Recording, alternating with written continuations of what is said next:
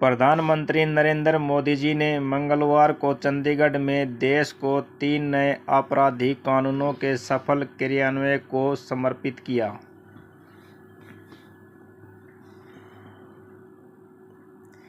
इन कानूनों में भारतीय न्याय संहिता, भारतीय नागरिक सुरक्षा संहिता और भारतीय साक्ष्य अधिनियम शामिल है।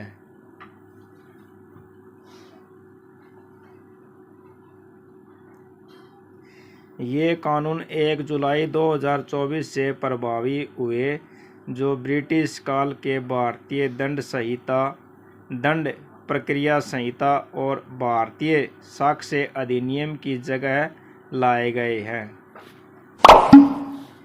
बैल न्यूज़ चैनल को सब्सक्राइब करें ताकि वीडियो अधिक से अधिक व्यूअर्स के पास पहुंच सके। चंडीगढ़ देश का पहला ऐसा प्रशासनिक क्षेत्र बन गया है जहां इन तीनों कानूनों को 100% लागू किया गया है। 3 नए आपराधिक कानूनों के सफल कार्यान्वयन को चिन्हित करने वाले एक कार्यक्रम को संबोधित करते हुए पीएम मोदी ने कहा कि पहले के कानूनों का उद्देश्य भारतीयों को दंडित करना था,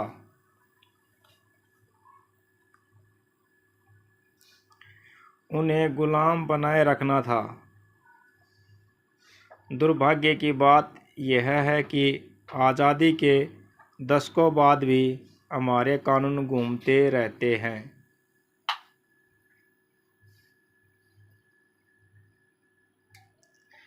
उन ही दंड संहिताओं और कानूनों के आसपास और जिनका उपयोग नागरिकों को गुलाम समझकर किया जाता था।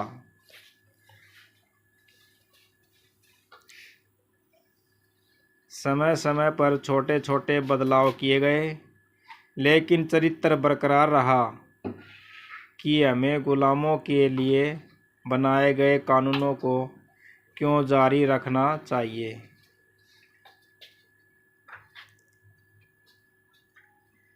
यह न तो हमने खुद से पूछा और न ही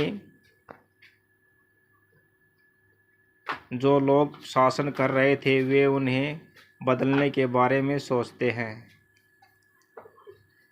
देश को उस औपनिवेशिक मानसिकता से बाहर आना होगा और इसलिए 15 अगस्त को लाल किले में देश सामने संकल्प रखता हूँ, ये शब्द भारतीय प्रधानमंत्री नरेंद्र मोदी जी ने कहा। हम सभी ने सुना है कि कानून के सामने हर कोई बराबर है,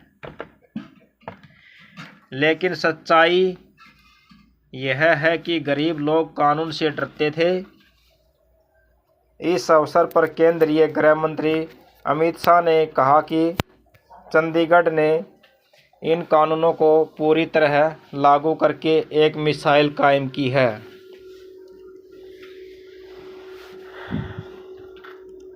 उन्होंने कहा कि एफआईआर दर्ज होने के 3 साल के भीतर पीड़ितों को न्याय मिलेगा। गृह मंत्री ने आगे कहा कि ये कानून भारत की आपराधिक न्याय प्रणाली को दुनिया की सबसे आधुनिक प्रणाली बनाएंगे।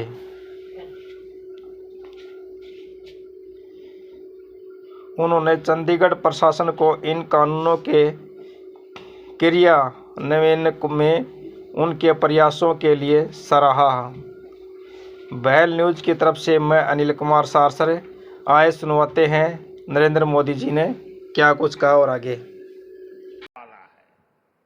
मुझे विश्वास है हम सब मिलकर इस दिशा में काम करेंगे, राष्ट्र निर्माण में अपनी भूमिका बढ़ाएंगे। इसी के साथ आप सभी को, सभी देशवासियों को एक बार फिर भारतीय न्याय संहिता, नागरिक सुरक्षा संहिता की बहुत बहुत शुभकामनाएं देता हूं और चंडीगढ़ का ये शानदार माहौल, आपका प्यार, आपका उत्साह, उसको सलाम करते हुए मेरी वाणी को विराम देता हूं। बहुत बहुत धन्यवाद। बहुत बहुत आभार माननीय प्रधानमंत्री श्री नरेंद्र मोदी जी का, उनके प्रेरक संबोधन के लिए, उनके सारगर्भित संबोधन के